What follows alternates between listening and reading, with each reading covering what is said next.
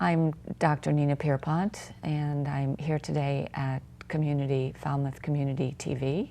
It's October 22nd, 2011, and here in the studio with Rob Rand, who is a consultant in acoustics from Brunswick, Maine.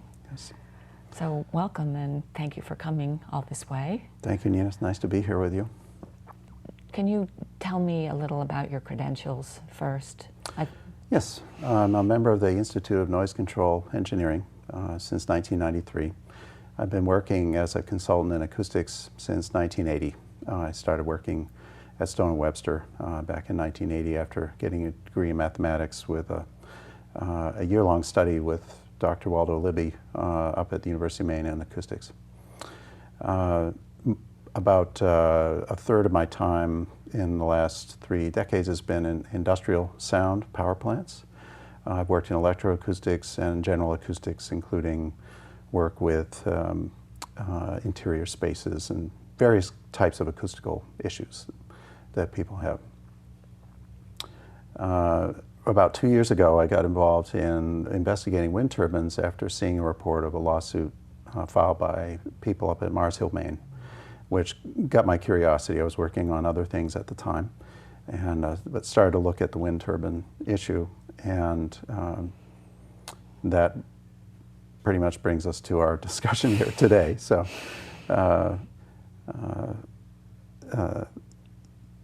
what's interesting about wind turbines is that in environmental noise, we haven't seen the kind of health effects that we're seeing with the wind turbines. This is my colleague Steve Ambrose and I have been working together on a study here in Falmouth, and during part of that study we experienced some of the health effects, so we could talk about that. That would be great. Yeah. In April, we started our study work. This is a privately funded study by a philanthropist who was concerned about the health effects that were occurring for neighbors of the newly installed wind turbines here in Falmouth. And we went to investigate the noise and vibration at a home as a representative home for many of the homes, because we had a limited study. And right away, within about 20 minutes of starting our work inside this home, I started to feel bad. And it started first with I noticed I was irritated with Steve's voice, which is a little odd to me because we've been working together about 30 years, and we're good friends and colleagues. We worked on a lot of projects. And yet here I was noticing that I was being very distracted by his voice. And then I noticed I was having trouble calibrating my sound meter, and that really got my attention, because this is something I can do in my sleep. It's just part of our normal work routine. And I wasn't gaining confidence that I was actually calibrated the meter properly. After about 45 minutes, I turned to Steve, who'd been talking with one of the owners of the house, and said, "Steve, I'm having trouble calibrating my meter." And then he reported to me that he had been having trouble also calibrating his meter. And then we noticed that we just couldn't get anything done. He had a headache. I was dizzy and nauseous. We both had cloudy thinking. We were in the soup. We were affected, and it got worse and worse. Now, this was the 17th of April. Pretty good winds aloft, but not really much wind on the ground. A little bit. I mean, there's some wind in the trees now and then. But the turbines are turning well, actually, the one we were studying was turning. The wind 1 was off because it was capped in March by a decision of the selectmen to give some relief to the neighbors over near wind 1. But we were over near the Webb Notice turbine, and that one was operating without any restraints. During that first day, we didn't actually acquire any data. We were so debilitated we could not operate our instruments. When the wind died around midnight, dropped, we still had some wind, and we got our gear in the car and went outside. And we were able to get some measurements at different distances from the turbine once we were outside. And then the wind really died away and it started to rain. So we went back in and we were able to sleep that first night. The winds came up the next day. We felt worse again. And the next night the winds died down, and we did not have a good sleep that night. The winds came up a couple of times during the night, and we, in reviewing our data, we realized that we had both woken up during that second night. Even though the winds were not very strong, they came up a certain amount, over 10 meters per second up at the hub. And we realized after the fact that we had both been awakened during that time. And the next day, the winds died and we had nothing to measure at that point, so we packed up and went home. We did get relief when we went away to have breakfast the two days. We started to feel a little better and started to notice a difference between how we felt and how we felt at the house. After the survey, Steve, to my recollection, took about a week to recover. He felt pretty good in about a week. It took me about 7 weeks to fully recover. I had recurring nausea and dizziness, and I was not able to use a computer for more than about an hour a day. And normally that's how I do my work. Consulting, I'm using the computer for writing reports and email and so on. So that was very disturbing because I was not able to conduct my work. And before the survey, I never wore glasses. I now wear glasses full time. I had to get a prescription, and that has helped enormously. But it took about 7 weeks for those symptoms to die down. Little things like after I got back from this trip, I would, let's say I would go up the stairs and I would turn to go into a room and I would get very nauseous. Just turning my head was enough. And that was the kind of thing that would keep recurring. I would be sitting at my desk trying to do work, and I would look at the screen and I would feel dizzy, I would feel nauseous, and then it would go away and then it would come back. And so it was very disturbing. It took quite a while to recover. 7 weeks. 7 weeks. So was it? It was early June. And what's happened since then? Well, since then I've done pretty well. I, of course, was seeing my doc during that time, and he did not have a way to diagnose directly, physiologically, what was going on with me. What he worked on with me is increasing my tolerance through more physical exercise, some changes in diet, and not major ones.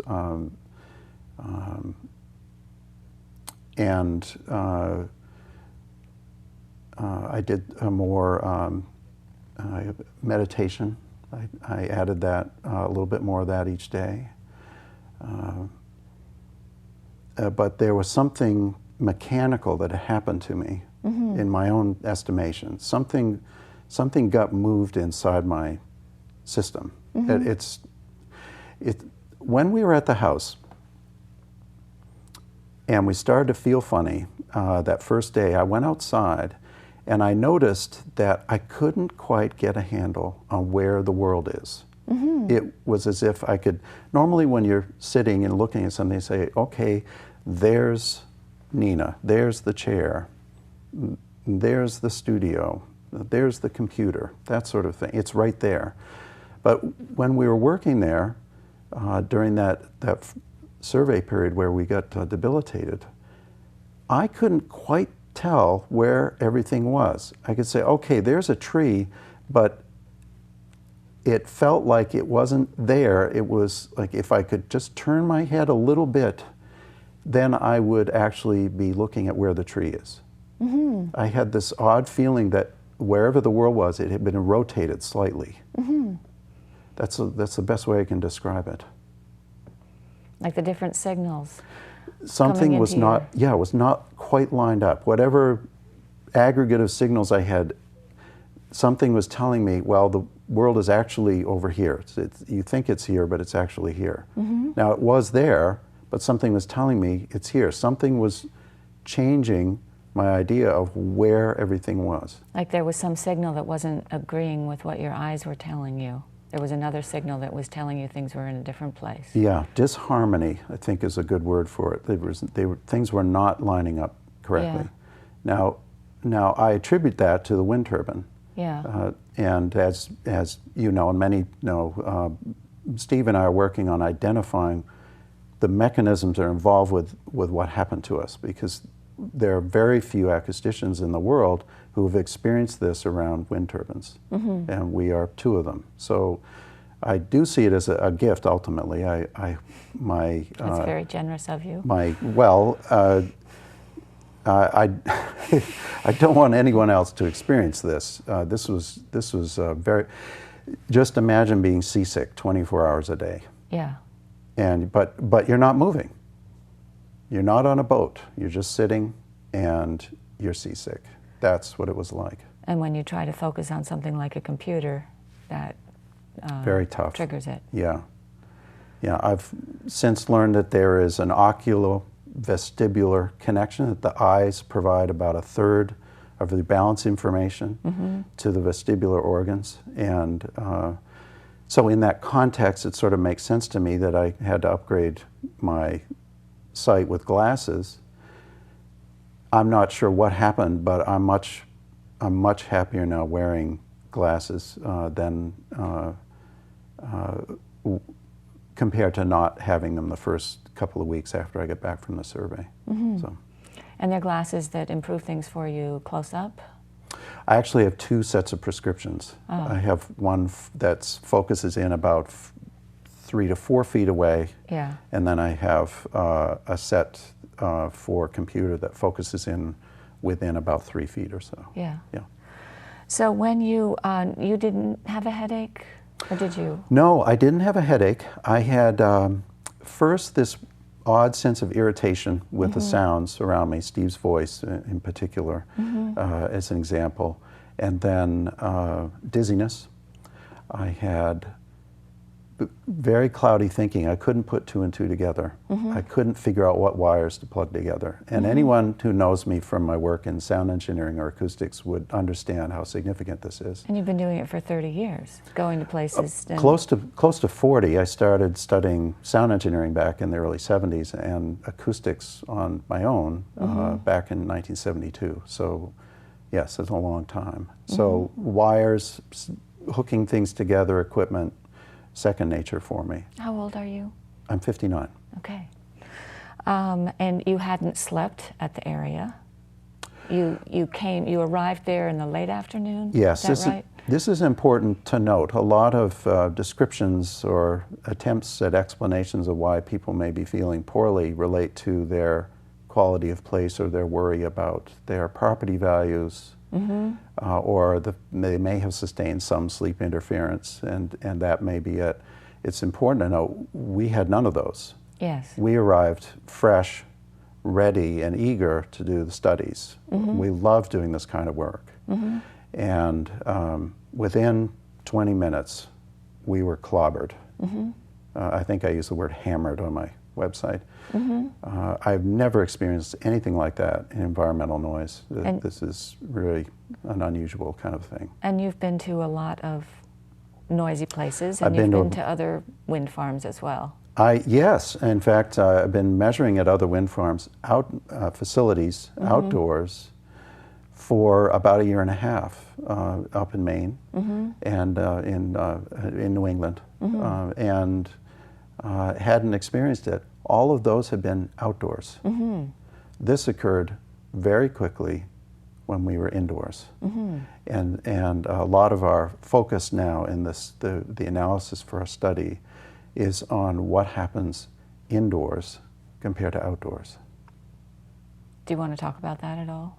About Well, what happens indoors? I think we can sum it up very well by quoting a resident that I met on Vinyl Haven who said, "It's like living inside a drum." And when we did measurements the second day in April on this study here in Falmouth, I did outside-inside measurements using 2 precision microphones, one outside and one indoors, and saw differences in what was happening. We saw what we normally expect from a house, which is that the house acts as a filter and drops high frequencies, rejects high frequencies. You don't hear the traffic, and you typically don't hear the wind. Those sounds, which are easily audible outdoors, you don't really hear indoors. It blocks the higher frequencies. However, what we did see is that the house acts as an amplifier below 10 hertz, a significant amplifier, so that pulsations are larger inside the house than outside. Okay. Let's go back to your symptoms also. So when you say dizziness, did you have a sense that things were moving? Yes, I had a sense that things were moving, and it very much like being on a boat, like being seasick. Like I just felt dizzy. I could function, but I felt dizzy.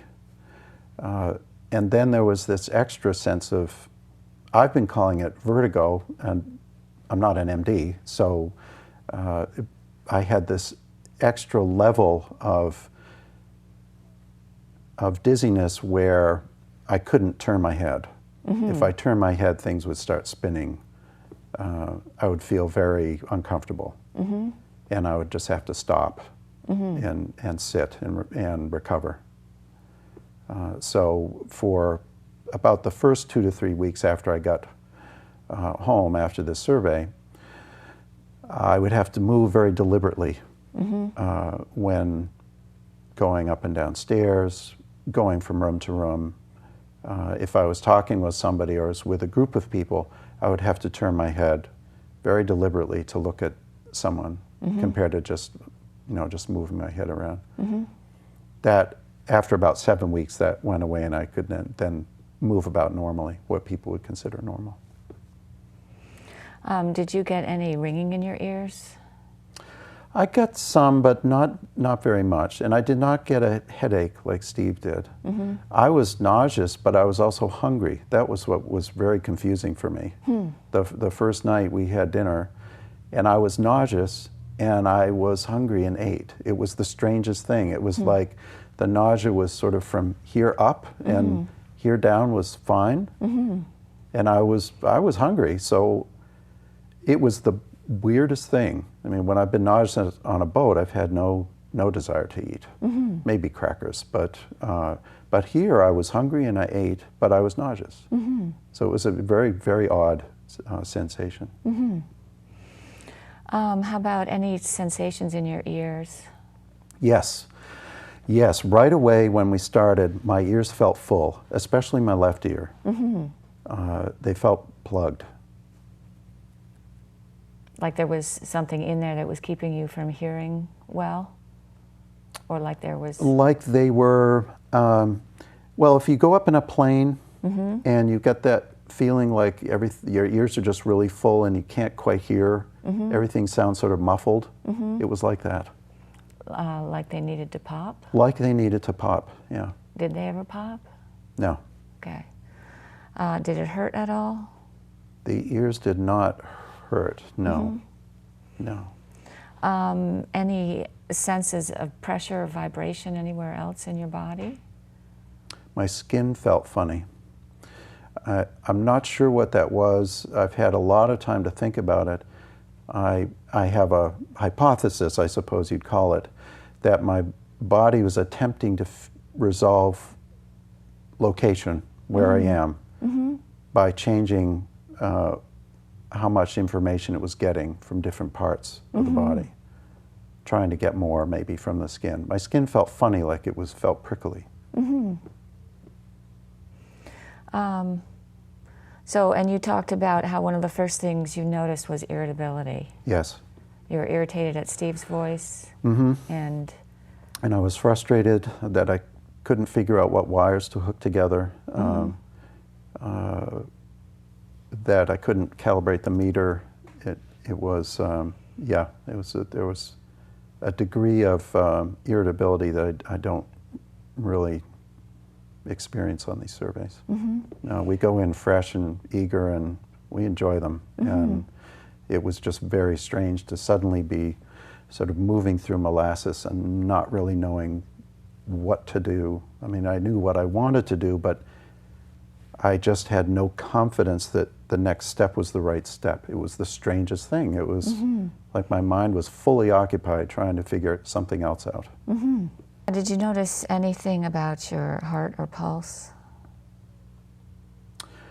No. Okay, that's good. Can you talk a little bit? You mentioned that you've felt, you've had some seasickness before. Yes, I'm prone to seasickness and motion sickness. Yeah. Has that been since childhood? No, I think it started on a business trip in the early 80s where I was up at a great height, and it seemed to be present after that, and maybe aversion. Seasickness I have had my whole life. Sailing when I was younger, yeah, I didn't enjoy it. How about car sickness? Once in a while, not physically sick, but in the backs of cars, I've had that. Yeah. And have you had any episodes of vertigo before? No. So nothing similar to this? Nothing similar, no. The closest thing I can relate to this too is being seasick. And yet it's nothing like I've experienced before because I experienced seasickness on a boat. Yeah, when you're moving. Now I did have difficulty on one plane flight when I was flying into Boston back in the early 90s. And I did get very nauseous on that trip. It was a very buffety trip, flying in from the east to the west into Logan Airport. And those westerlies can be very buffety. And the plane was really moving up and down a lot. And when I landed, I couldn't wait to get out of the plane. And I was nauseous for a time, a couple hours after that. So I just sat in the airport and waited to calm down. So that, I hadn't thought of that before, but that is somewhat similar. When we were in this house, in this survey, we both experienced a feeling of anxiety, and I also wanted to leave. I wanted to go outside. I didn't want to stay inside. It was strange. Yeah. So that feeling of wanting to, is that what you mean by anxiety, that feeling of wanting to go out, or other thoughts? Not really. Anxiety sort of thoughts? Yeah, that kind of just unsettled and not really sure. Well, I already had some anxiety from the difficulties in calibrating the meter and hooking up wires, and not really knowing what was going on. And what is interesting about this for me is that I knew and had talked with and listened to people who live near wind turbines in Mars Hill, Freedom, Vinyl Haven, and Falmouth, and thought I really understood what they were saying. And as an acoustician, I work on behalf of the neighbor. That's public well-being is an important part of my work. So I like to listen to and understand what people are saying. So then you have this situation where we come in and we're debilitated, and I didn't immediately make the connection that we were experiencing the same thing they were.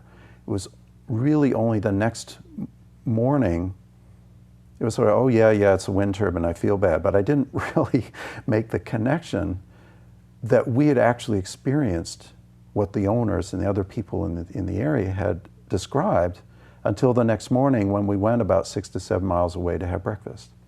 And we were sitting there having breakfast, and we started to feel better. And that's when I started to realize we really have been clobbered. We have experienced the medical problems that these people have been describing.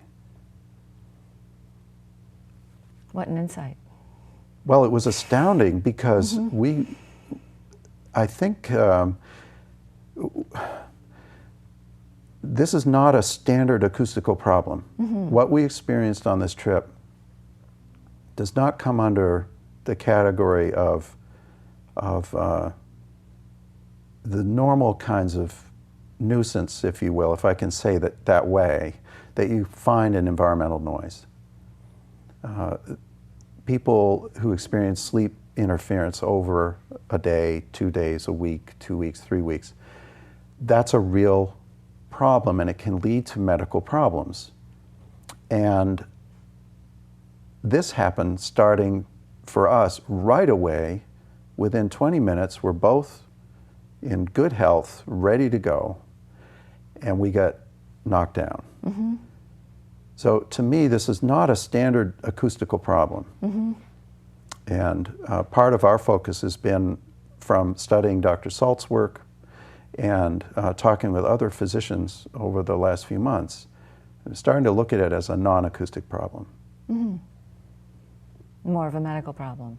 Well, I think it must be viewed as a medical problem first. Yeah. And I'm dismayed to see what appears to be a lack of response on that level. This is a medical problem. It was for me. It took me 7 weeks to recover. I had to consult physicians in order to get help. There are many people who are not being assisted, as I understand. And I think the whole problem is being viewed upside down for some reason. This is not a purely acoustical issue. This is not an issue of dBAs. In fact, when the second day we were still miserable, we're looking at our instrumentation, and we are trying to correlate how we feel, which is miserable, to what we're seeing on the meters. And we are unable to correlate it to the A-weighted sound level or the C-weighted sound level.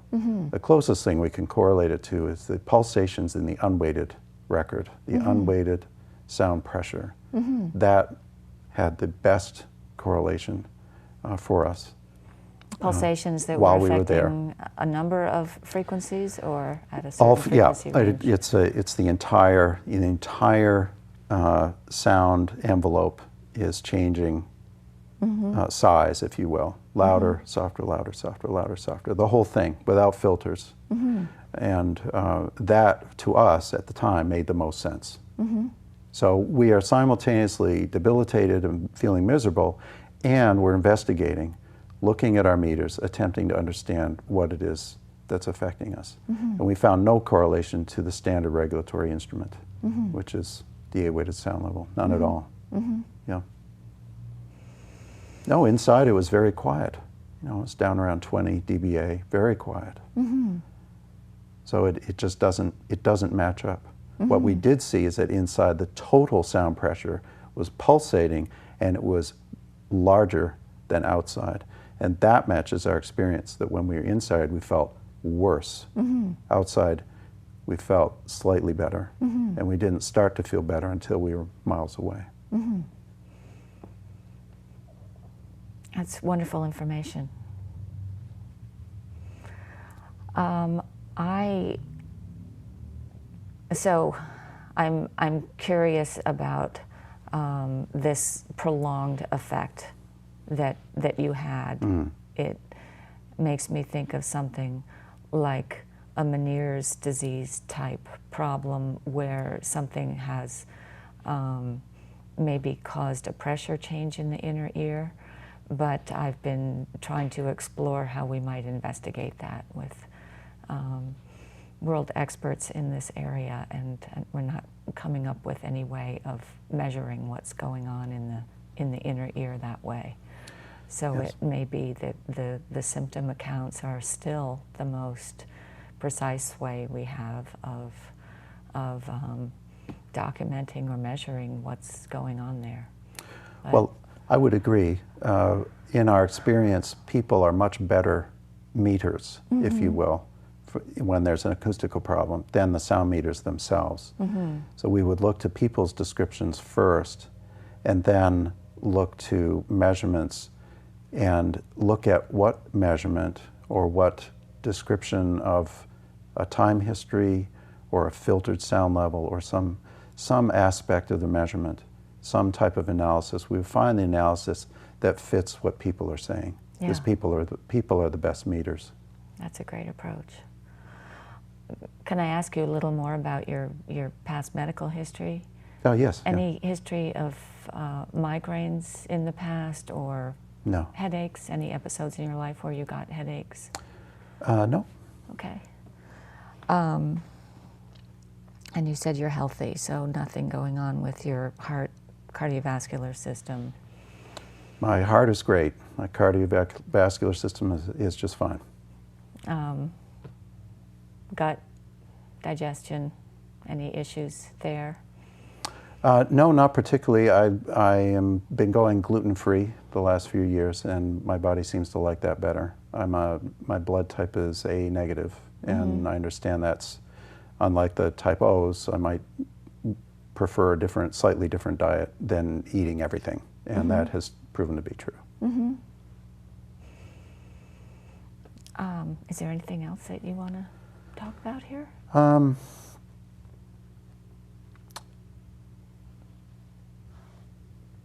I think the main point is that we've covered is that it must be viewed first and foremost as a medical problem. People, as I can attest to directly, are experiencing a real medical debilitation. Some people. It should be determined who is experiencing this. Some may be experiencing it and not realizing that they are. The quality of irritation could be seen as a normal part of someone's personality, and yet it may not be. It may be a disaffection with the world that is being accentuated by the incoming energy from the wind turbine. I have met people who their character appears to have changed since the wind turbine started operating. And as you know, it's not easy to define, but you know it. You know someone's character, and you know when it's changed. So I see it as a medical problem first. An epidemiological investigation seems to me to be absolutely warranted. And as an acoustician, I can provide what data we can correlate to what we experienced. This is Dr. Nina Pierpont with Rob Rand, and in Falmouth, talking about his experiences, personal experiences of